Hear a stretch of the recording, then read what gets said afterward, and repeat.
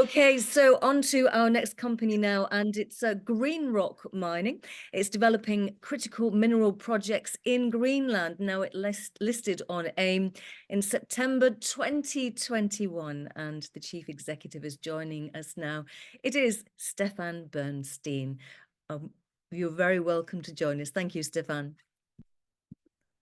Thank you very much, Sarah. And I will be speaking about graphite, graphite being one of the critical raw materials for the energy transition. And that is because it makes up the active anode material of lithium-based batteries and therefore EV batteries, for instance. What you see here in this first slide is active anode material in form of spheronized graphite, produced from feedstock extracted from our deposit in South Greenland. So I will now explain to you how we are going to supply Europe's EV industry with this very critical raw material. So I'll jump through the disclaimers quickly. These numbers are all on our website. We are listed here on AIM, GROC. We are currently valued at 4.3 million, which is significantly lower than the value of the deposit that we are developing, as you will see in a moment. We have a series of projects under development in Greenland. The most important of them, and the subject of today's presentation here, is the Amitsoq Graphite Project in South Greenland. So graphite, why is it important? It's the anode part of the batteries.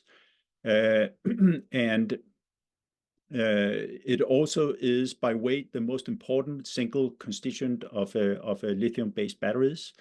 More than a fifth of the weight of the battery consists of graphite. Therefore, in an average Tesla on the street today, you'll find something about 80 kilograms of graphite. And that graphite is not just any odd graphite. It's processed into what's called spheronized graphite, which you can see in the panel here in the middle, where you take the natural flake graphite. It's then reshaped into these minute potato-shaped rounded particles, a few micron across, and then it's purified and coated to make what's called coated spherical purified graphite, CSPG, or active anode material.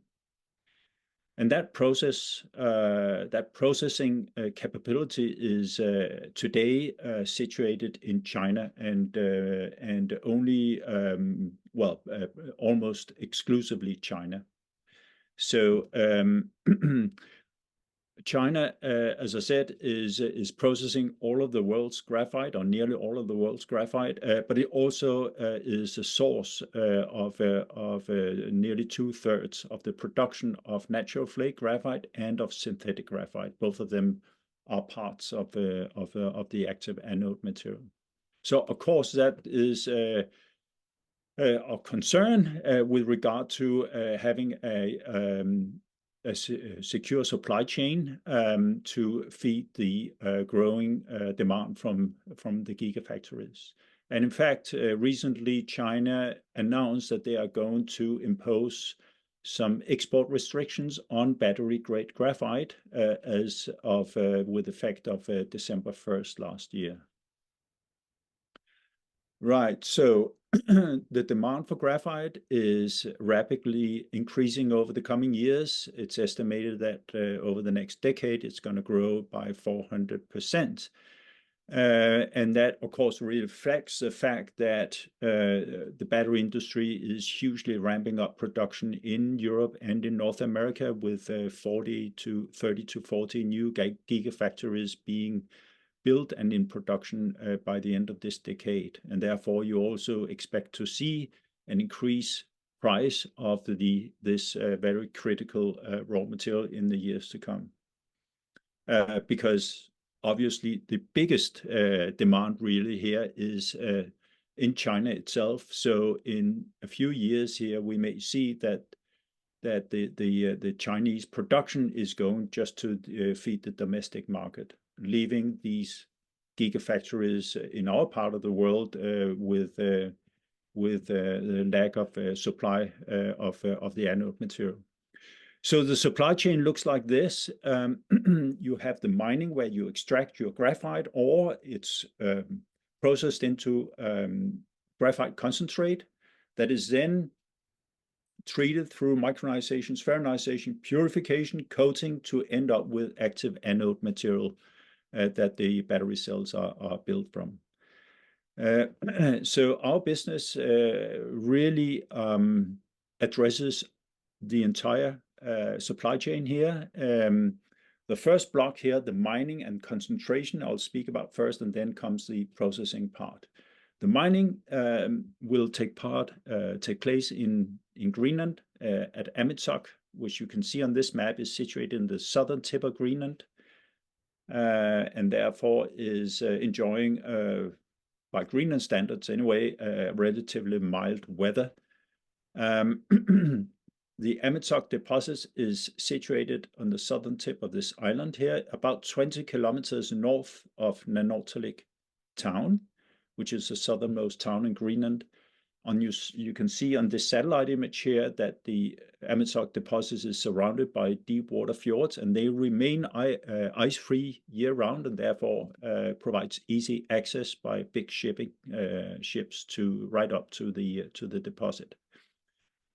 Amitsoq was an operating mine 100 years ago, and that testifies, of course, to the viability of actually establishing a mining operation in this part of Greenland. It closed about 100 years ago because of falling prices after the First World War.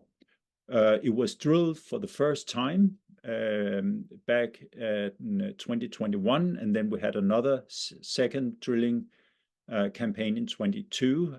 We identified two main ore bodies, and we have now also announced a resource estimate as of January last year of 23 million tons with more than 20% graphite. And it's important here to stress that we haven't yet reached the outer limits of the deposit, so it's open in three directions.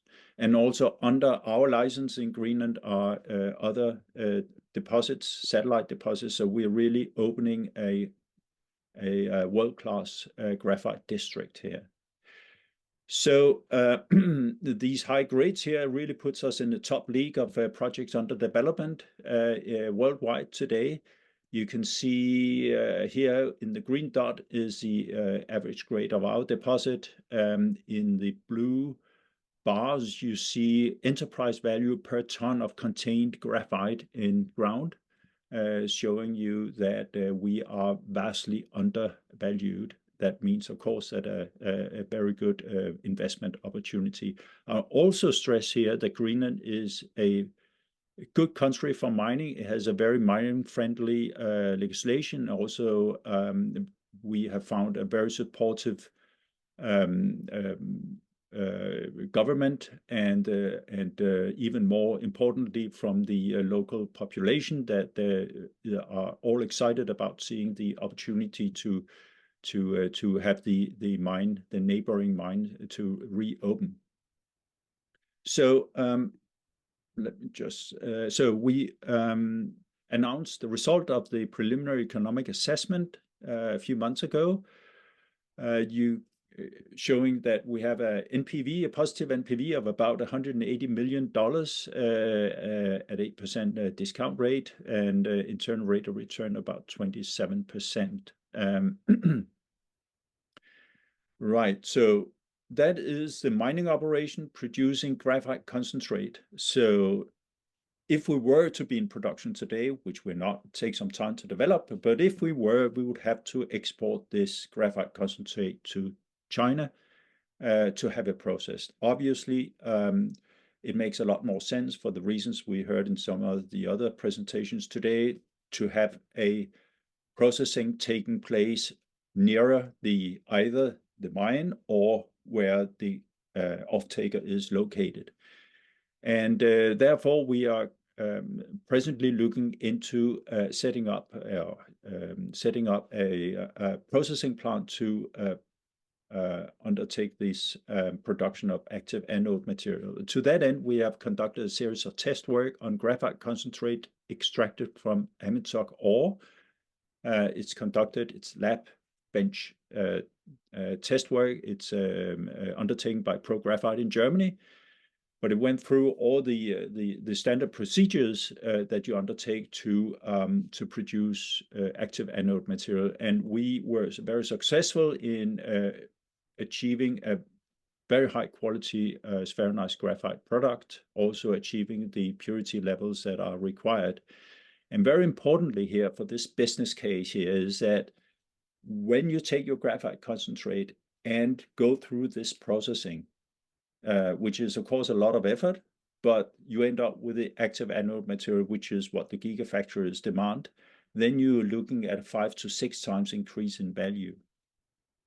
So it makes a lot of business sense, of course, to build up such facility, knowing that we have quality feedstock to supply consistent quality during the production of the active anode material. And to that end, we are presently conducting a feasibility study for setting up such an active anode material processing plant. It will be concluded in Q2 this year, probably May. It is supported by a £250,000 grant from the UK Advanced Propulsion Centre.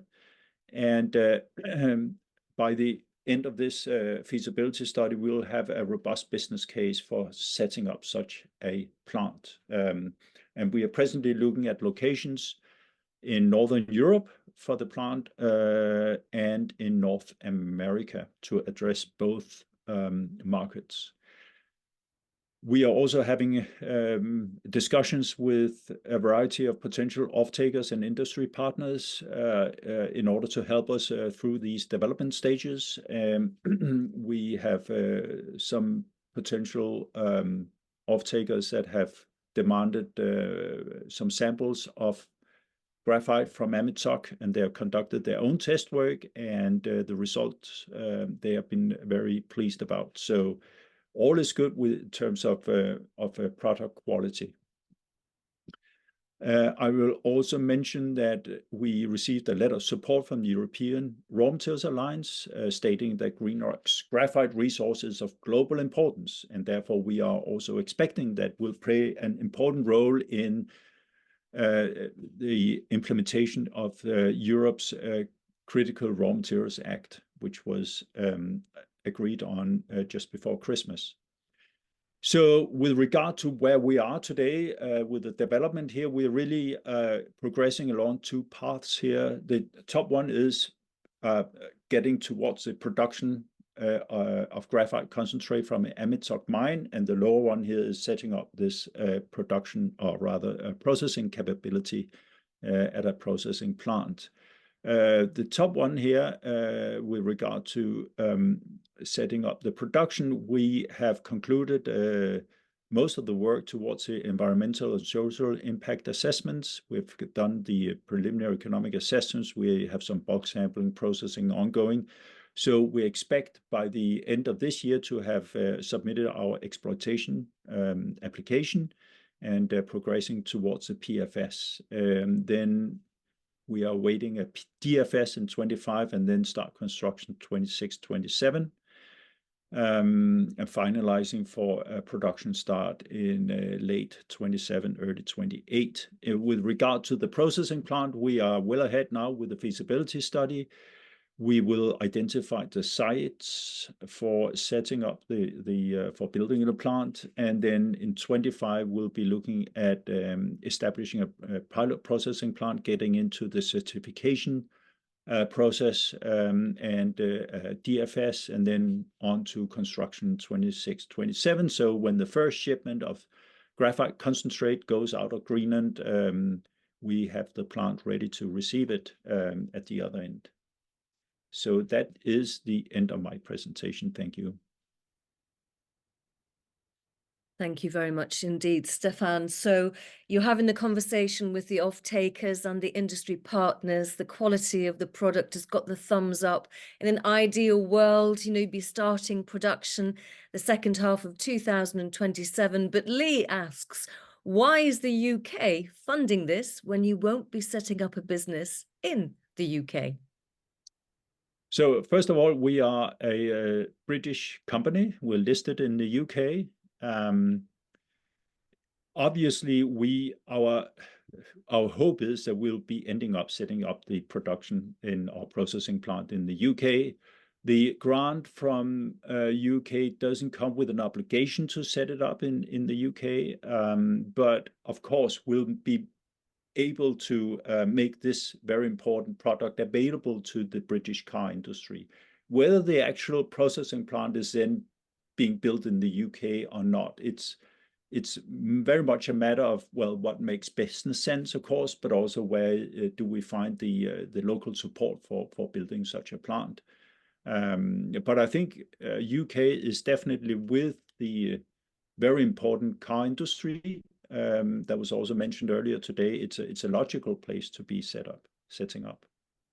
Thank you, Stefan. And local support is a theme that is permeating through a lot of these presentations and could possibly be one of the reasons why the EV economy isn't as smooth and as circular as it ought to be at this stage of its development.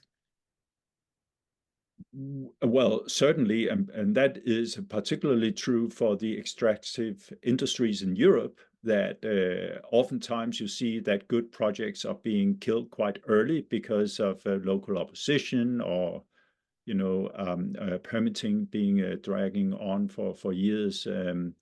This is not the case, and this is not what we expect to find in Greenland, where, as I said, we are receiving a lot of support, both locally and from the government. Stefan, thank you very much indeed. Thanks for taking time out, and stay warm. Thank you.